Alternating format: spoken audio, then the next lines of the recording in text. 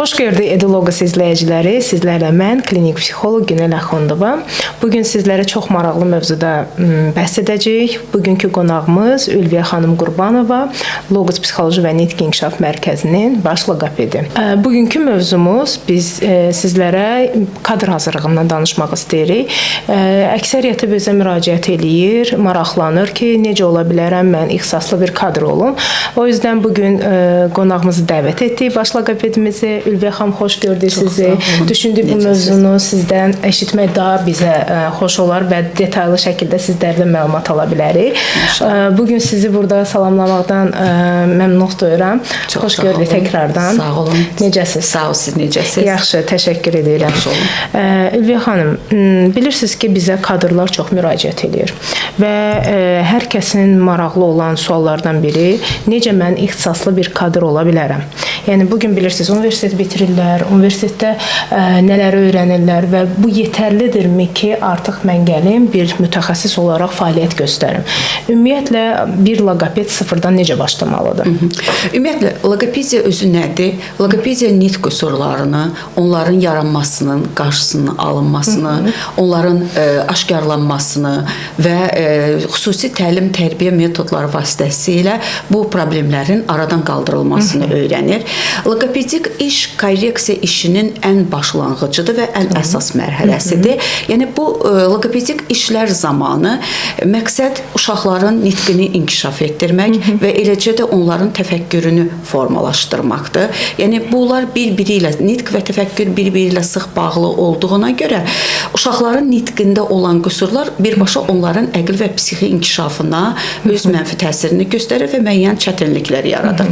Loqopedik işlər zamanı nə işlər görünür? Məqsədimiz rabitəli nitqi inkişaf etdirmək və uşaqların düzgün səs tələffüz bacarıqlarına yiyələndirməkdir. Bu işləri həyata keçirdənsə birbaşa mütəxəssisdir. Və mütəxəssisin bacarığından, onun peşəkarlıq səviyyəsindən, onun ixtisasına aid dərin və əsaslı biliklərə yiyələnməsindən çox bir şeylər asılıdır. Yəni işin keyfiyyəti birbaşa mütəxəssis və qarşısındakı duran məqsədlərə nail olmasından asılıdır. Onun üçün də nələri birinci bilmək lazımdır? Hər bir mütəxəssis ilk öncə öz ixtisasını dərindən bilməlidir və qarşıda duran deməli, müasir tələblərə, yeniliklərə sistematik olaraq can atmalıdır və təkmilləşməlidir. Öz üzərində işləməyi öyrənməlidir. Yəni, bu son dövrlərdə əldə olunan nailiyyətləri öz işinə tətbiq elədikcə artıq onun peşəkarlıq səviyyəsi də yuxarı qalxır və işin keyfiyyəti də müsbət həllini tapır. Məsələn, ilk başlayanda universitet və yaxud kollec dönəmində birinci, ikinci kurslar müraciət edəndə düşünürlər ki, hələ tezdir. Sizcə bunun bir zamanı varmı? Bitirdikdən sonra mı müraciət etməlidirlər bu təkmilləşmək üçün, yoxsa bunun heç bir zamanı yoxdur? Yəni mən istənilən zaman müraciət edə bilərəm. Nə qədər erkən zamandan başlasam öz üzərimdə işləməyə, bir o qədər də yaxşı ola bilər. Bunun bir zamanı varmı? Xeyr.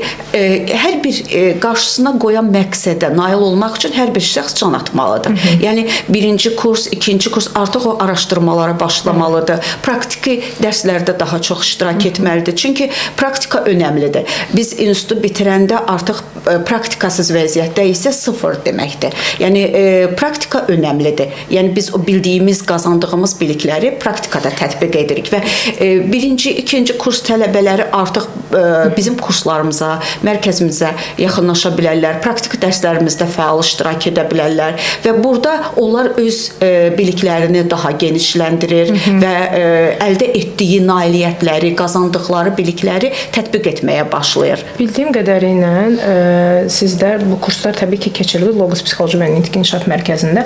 Hətta kursa müraciət edən şəxslər deyirlər ki, birinci kursam hələ zamanım var, biraz zaman keçdikdən sonra artıq dördüncü kursda zaten universitet və yaxud kollec onları praktika yönləndirir. Və düşünürlər ki, o zaman mən bu kursdan keçsəm faydalı ola bilər. Amma baxırıq ki, bəziləri də işə müraciət edəndə, yəni 4 ilini, 5 ilini sadəcə universitet, ev universitet və zamanı boşuna getmiş olur. Amma təkmilləşməyiblər. Bu kurslar haqqında, yəni bəzilərinin məlumatı var, bilgisi olmayanlara da buradan bir məlumat verə bilərik ki, bizdə bu kurslar necə keçirilir? Ümumiyyətlə bu sahədə kadr hazırlığı önəmlidir. Yəni hər bir kadrın onun bilikləri, bacarıqları formalaşmalıdır və bu baxımdan bizdə tez-tez loqopediya kursları, kadr hazırlıqları aparılır və hər bir bu işə yeni başlayan mütəxəssis, eləcə də universitet tələbələri, korreksici pedaqoqlar, bunlar daha çox korreksici pedaqoqlar hesab olunurlar. Yəni bunlar nə qədər erkən bu işə praktiki yöndən başlasalar bir o qədər xeyirdir. Nə üçün xeyirdir? Çünki onlar uşaqlarla işləməyi öyrənirlər. Uşaqların yaş və fərdi xüsusiyyətlərini artıq mənimsəməyə başlayırlar. Yəni praktiki cəhətdən hər bir nitq qüsurları ilə daha yaxından tanış olurlar.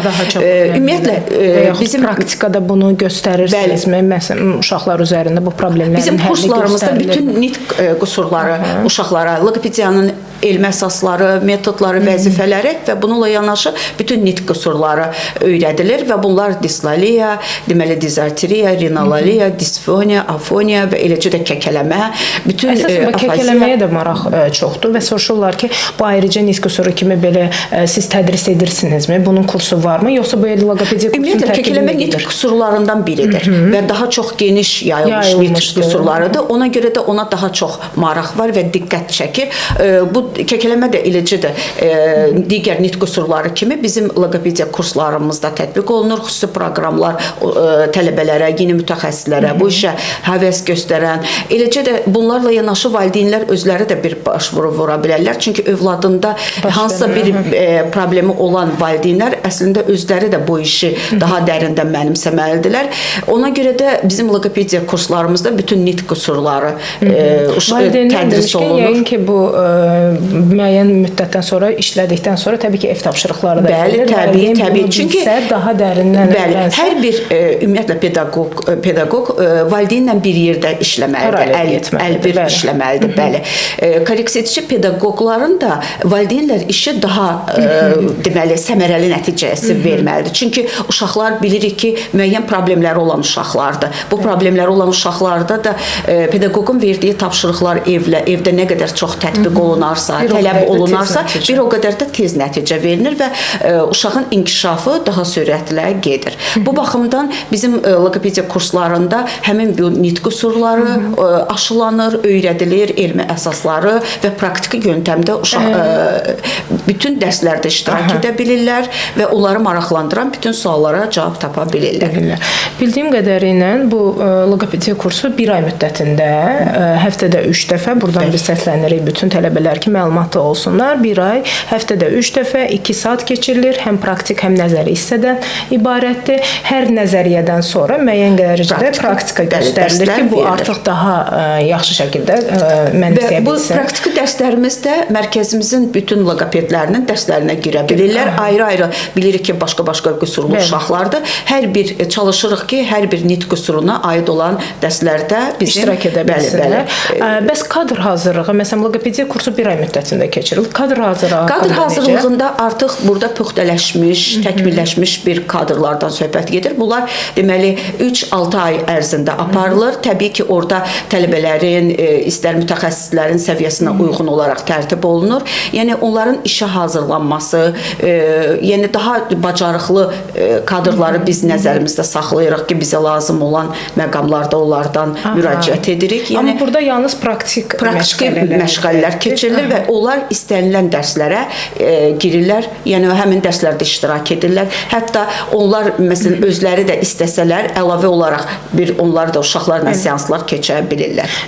Burada demək 3 ayı 3-6 ay ərzində, bəli. 3 ayı artıq həftənin hər günü işçi kimi, yəni ki, səhərdən axşama qədər həftənin 5 günü bəli praktiki dərslərə qoşulur. Qeyd elədiyim kimi bütün dərslərdə bütün növ uşaqların dərslərində iştirak edə bilirlər. Çox gözəl. Bu da çox onların məsələn sabahki iş praktikalarında daha yaxşı nəticələr verməsinə gətirib çıxardır ki, artıq onlar praktiki cəhətdən bütün növ qüsurlu uşaqlarla işləməyi görürlər və öyrənirlər.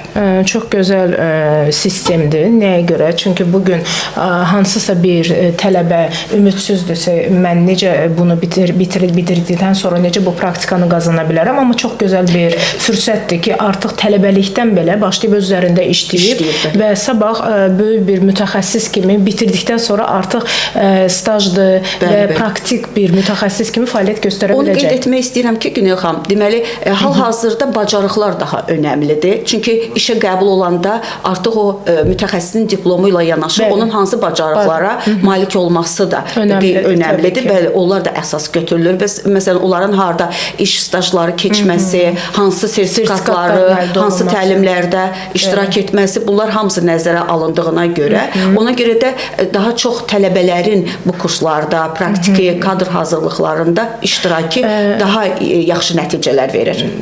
Bildiyim qədərilə hətta kadr hazırlığında keçirən mütəxəssislərin belə, yəni Logosda çalışan mütəxəssislərin özü belə müxtəlif zaman xarici mütəxəssislərdən təlimlər alırlar və özlərində çox işləyirlər və hətta kadr hazırlığına qatılan tələbələr belə bu gətirilən mütəxəssisin seminarında, treninqdə, praktik məşğələsində də belə avantajıdır ki, yəni iştirak edə bilər. O da onun artıq böyük bir bazası olacaq, əldə eləyəcək praktik tərəfdən. Çünki bu yalnız misal üçün Logos mütəxəssisləri üçün nəzərdə tutulubsa, praktikada olan tələbə bunlarda iştirak edə biləcək. Artıq o da universiteti bitirəndə özünə müəyyən dərəcədə baza yığmış olur ki, o da sabahki işlərində bunları tətbiq edə bilir rahatlıqla. Nəzəriyyə önəmlidir təbii ki, amma praktikanı qazanmaq üçün mütləq və nəzəri və praktiki əsaslar, yəni hər bir mütəxəssisin bəli paralel işidir. Çünki nəzəriyyəni bilib onu praktika tətbiq etmək, bəli, axı onun işinin nəticəsi olmalıdır. Çünki bizim işimiz elə bir işdir ki, tək bizdən yox, qarşısındakı uşaqdan da çox asılıdır. Ona görə də biz nə qədər fərqli qüsurlarla işləsək, fərqli uşaqlarla işləsək, bizim bir o qədər praktiki işimiz və onu da sabahları tətbiq etmək daha asan həyata keçir. Və bu 3-6 ay müddətində dediyimiz müddətdə 3 ayı ilk öncə nəzəri və praktik hissədən ibarətdir. Siz birbaşa seanslarda iştirak edirsiniz. Tələbələr və yaxud daha başlayan peşəkar mütəxəssislər üçün nəzərdə tutulan bir proqramdır. Başlayırsınız, seanslarda iştirak edirsiniz. Sonraki digər 3 ayda artıq bildiyim qədərilə loqopedin yanında sizə də fəaliyyət göstərə bilirlər. Bəli, fəaliyyət göstərəcəksiniz.